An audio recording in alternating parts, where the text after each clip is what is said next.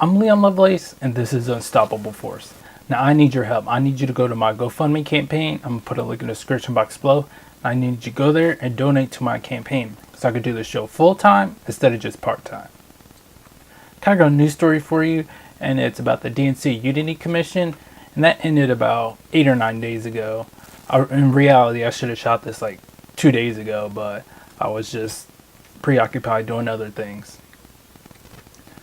But I knew that this would be important and just an important video to talk about. It's about the Unity Commission and what they actually did during that commission. Okay, I haven't really wanted to be in the Demeter camp and actually try to invade the Democratic Party and try to reform it because they're just fucking corrupt from top to bottom. And I forgot to mention this earlier, but in the short term, the Dem-Enter crowd, they're actually correct that to get us progressive people in office and be able to win elections, it's a much greater chance for us to go in and run as a Democrat or even a Republican and be able to unseat whoever's running against them or whoever's the incumbent. Because with the political process and political parties have the system set up, it's a lot harder for independents or Green Party or a Democratic Socialist or any other third party member to be able to win a seat.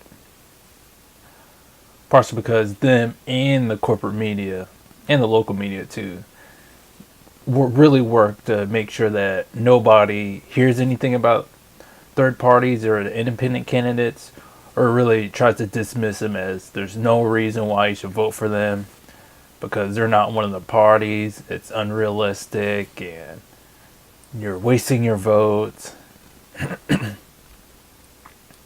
And all those other, destructive propagandist messages they really spit out to the public, because if you're not in one of those parties, there's a good chance you're gonna fight to change the system, the political and the economic system that all those three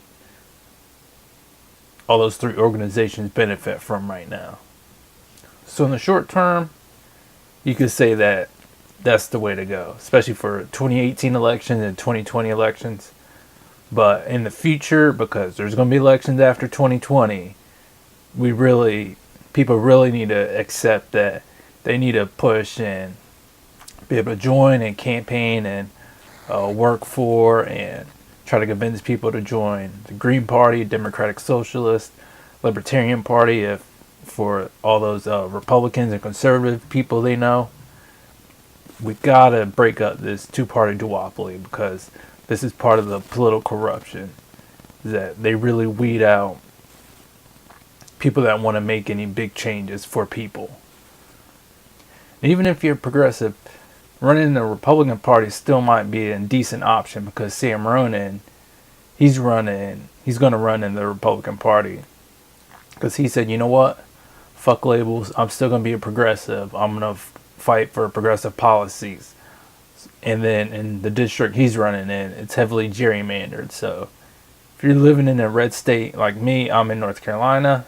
If I want to run for a state legislative seat, I might need to think about running as a Republican too. Also, a few people have switched parties while they were in office. So that could be another thing you do, is you run as a Republican, and then when you get elected, maybe the next year you switch to being independent or switch to a Green Party, something like that. So it's less of a hurdle because you're already in office. So you're the incumbent, so it's a little bit easier at your next election to be able to win as a independent or a third party candidate. That's why I voted for Jill Stein in the 2016 election, because I've had it with fucking Democrats just gaslighting us all the fucking time and just giving us the lesser of two evils bullshit.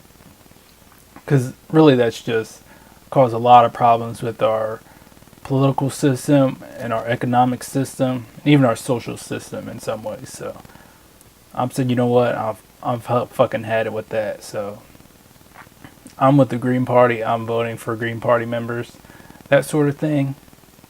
So in a way, I have a political dog in the fight. But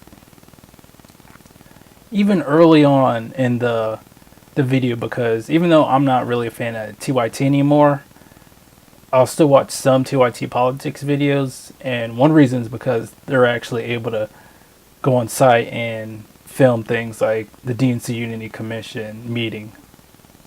So that was really good for an independent media organization to film that, so a lot of people could just watch it online. And it was a public event, so people were there, but still not everybody that wanted to see it could be there. So that's why, independent media need to be able to go out and film things like that.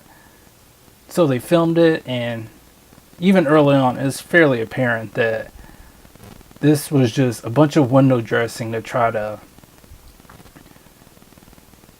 herd just people back into the Democratic Party.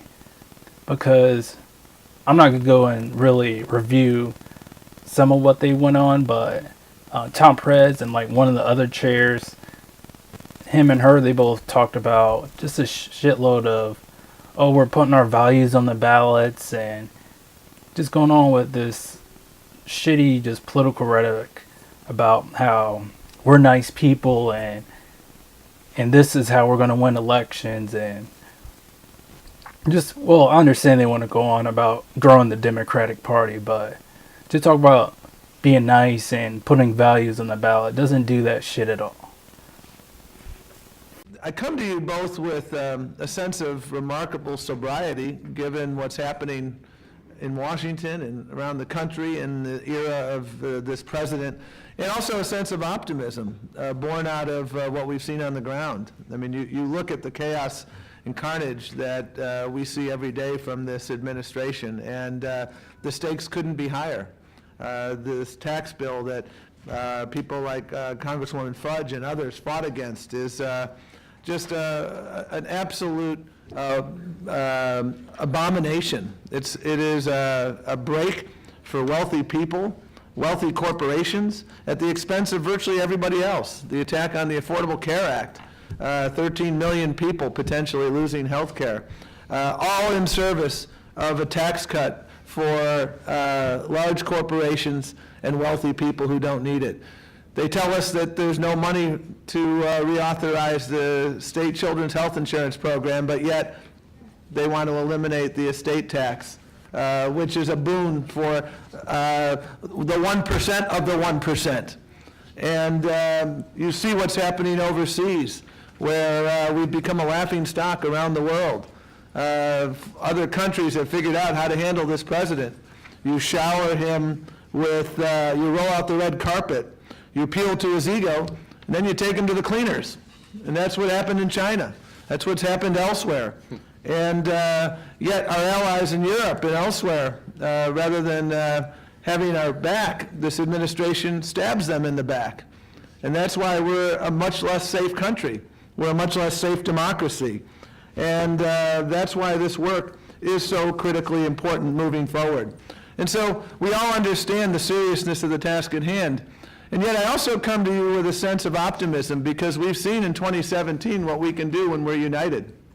We watched these elections. The last time we won the governor's races in New Jersey and in Virginia in the same year was 2005. And we saw what happened in the House of Representatives a year later in 2006. We saw what happened in both New Jersey and Virginia, but in other places. We saw what happened when we are united. We saw what happened when we organize. We organize early, we organize everywhere. We saw what happened when we lead with our values, when we go into places like Virginia and say, healthcare is a right for all and not a privilege for a few. Voters responded to that. Healthcare was the #1 issue in Virginia by far, and the Democratic Party led on that issue, and that is a big reason why we won in Virginia and elsewhere. All right, so we are here at the final meeting of the Unity Reform Commission. As we sit here, we have gone through in just the last, 10 days, everything from the Republican tax bill to more discussion on the Muslim ban to the conceal and carry gun law, to what's going on with Dreamers, and the list goes on and on. And I say that to say that while we are, as we know on many things we're going to agree, on many things we're not going to agree, and that's okay. But let us not lose sight of what's most important, what is happening out there, and the responsibility that we all have and the party has to build this party, to open its doors wide, to make sure people understand who this party is, who it represents, and the values we share, and that we go win elections. And we certainly have done a good job in doing that so far. We need to continue to do that because what's at stake is beyond what I think any one of us could really imagine that we'd be in this situation. So let us not lose sight of that and stay focused as we move forward for today and tomorrow. So they missed the whole fucking point of why they got their asses handed to them by Donald Trump.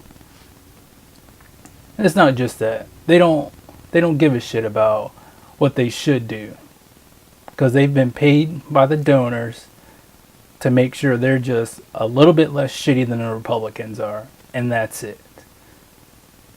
So I think I put the clip of that fat ass donor that talked about how he was going to cut off the Democrats' money on MSNBC right here. Down with the billionaires. We can't stand the rich. A lot of people want to be rich. So is it the right message that the Democrats are going with? It's so effing wrong. Whoa. I've talked to Schumer. I've talked to Wyden. I've talked to Pelosi. And said what? And I said, if you use the term billion again, I'm done. Why? Because it's aspirational. I didn't start with anything. Just penalize everyone that's done well. We all want to do well. And we should be the party of doing well. We should be a party of business and leadership.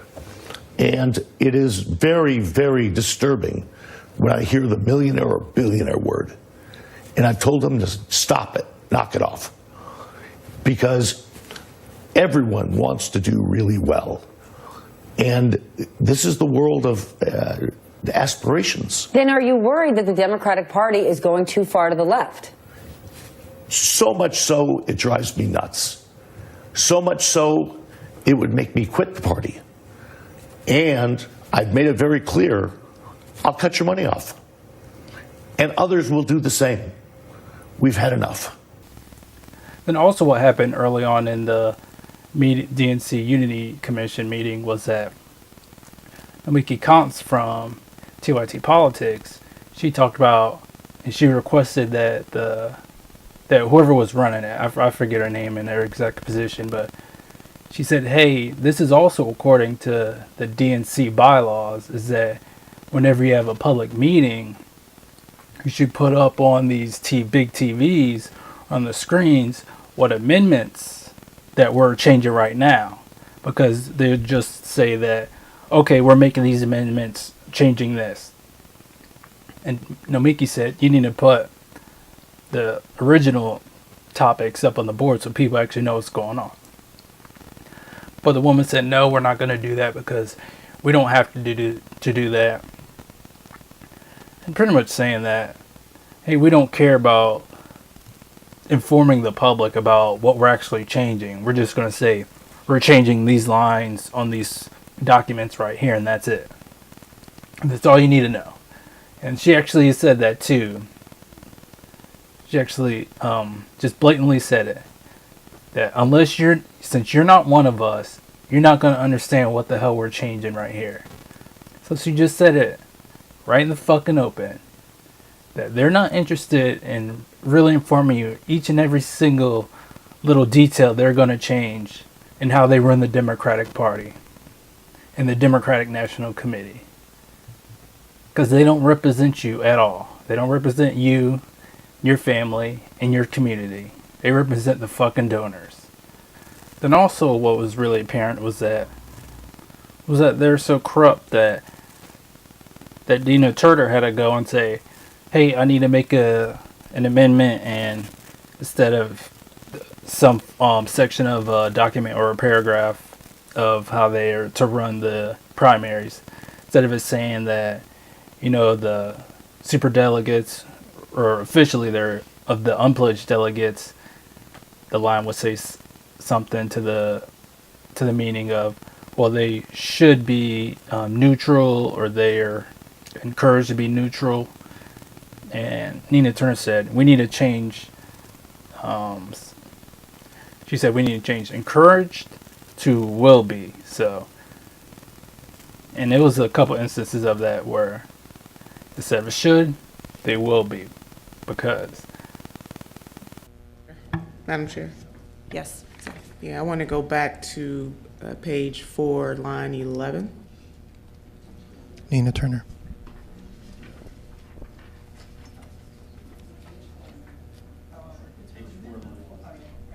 So Nina Turner and Jeff Weaver are both former Where we officials replace in be the Bernie encouraged Sanders to campaign. voluntarily with also. So the whole section reads, the commission has discussed extensively the role of unpledged delegates outside their voting role at the DNC. Some have suggested that unpledged delegates be required to withhold any endorsement until after votes in their respective states have been cast, or in the case of elected officials, that unpledged delegates be encouraged to voluntarily bind themselves to the will of the voters they represent. So in that one, want to replace be encouraged to voluntarily with also. Should Second the also motion. bind themselves.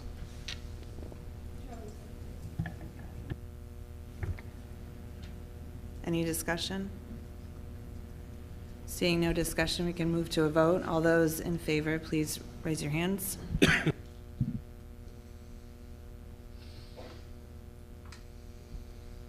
Okay, unanimous support. The amendment is adopted. Because it wasn't written down in stone that the unpledged delegates need to actually follow the will of the people and actually vote in the way that their constituents voted for. So that's just very problematic to say that we actually have to really reinforce that the DNC is working for the people and not really gonna just maybe work for the people, but in reality, these super delegates are gonna say, hey, we're actually gonna overthrow the people again and put in our selected candidate, because this is the candidate we like. Fuck what the Democratic voters and any independents that just happen to vote in these primaries, fuck what they want. We're gonna make sure we shove our selected candidate in. Of course, one of the other big things is that they voted on superdelegates, and they weren't, of course, the corporate Democrats and just the establishment party members. They were not gonna just kill superdelegates. They wanted to get rid of 60%. So, and that's a positive step, but for me, I want the whole fucking pie. Superdelegates got to be fucking gone. They got to kill that, because if this is supposedly a democracy where the Democratic Party is actually representing people, they can't have any former presidents and vice presidents, some of the governors, the other members of Congress, and some of the state level DNC members or super delegate members. They can't have all those people overthrowing thousands and thousands of different voters to say, you know what, we don't like your candidate because you want a populist. We want this centrist motherfucker right here. So ended up being that they went down to 40% of superdelegates from before. But that's still 40% of the superdelegates that are still able to overthrow the will of the people. And it's highly corrupt, and it's unacceptable for me.